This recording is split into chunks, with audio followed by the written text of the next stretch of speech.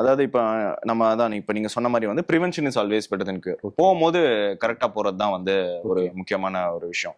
இதுல வந்து யார் யார் வந்து இல்லீகல் ஏஜென்ட்ங்கிற லிஸ்ட் நம்ம கிட்ட இல்லீகல் ஏஜென்ட் தெரிஞ்சாதான் நம்ம தான் ஆக்ஷன் எடுத்துறோமே. இன்ஃபேக்ட் வந்து இப்போ தமிழக காவல்துறை வந்து ரொம்ப ப்ரோஆக்டிவா இப்ப சிபிசிஐடி தான் பார்த்துட்டு இருக்காங்க. ரொம்ப ப்ரோஆக்டிவா they've taken action. Okay. So CBCID தான் இவ்வளவு நாள் பார்த்துட்டு இருந்தாங்க லாஸ்ட் ஒரு 1.5 இயர்ஸா. இப்போ தான் வந்து டிஸ்ட்ரிக்ட் போலீஸ் வந்து பார்க்க ஆரம்பிச்சிருக்காங்க. முன்னாடி சிபிசிஐடி பார்க்கத்தாலும் இப்போ டிஸ்ட்ரிக்ட் போலீஸ் பார்க்கும் போதும் இந்தியாவிலேயே வந்து one of the highest number of cases வந்து registered in Tamil Nadu only. Okay. Almost வந்து ஒரு 24 கேஸ் மொத்தம் ரெஜிஸ்டர் ஆயிருக்கு இந்த சைபர் ஸ்லேவரிக்கு மட்டும். ஓகே. 60 பேர் வந்து அரெஸ்ட் செய்யப்பட்டிருக்காங்க இந்த இதுல. சோ அதனால இல்லீகல் ஏஜென்ட்ஸ் வந்து அரெஸ்ட் பண்றது கண்டினியூஸா நடந்துட்டு தான் இருக்கு. ஓகே. இப்போ நீங்க கேட்டீங்க இல்லையா எப்படி யார் மூலமா போகணும் அப்படிங்கிறதுக்கு ரொம்ப சிம்பிள் ஒரு கோல்டன் ரூல் என்னன்னா ஃபாரின் வேலைக்கு போகணும்னாலே should go through only licensed recruiting agent. Okay. அரசால அங்கீகரிக்கப்பட்ட முகவர்கள்.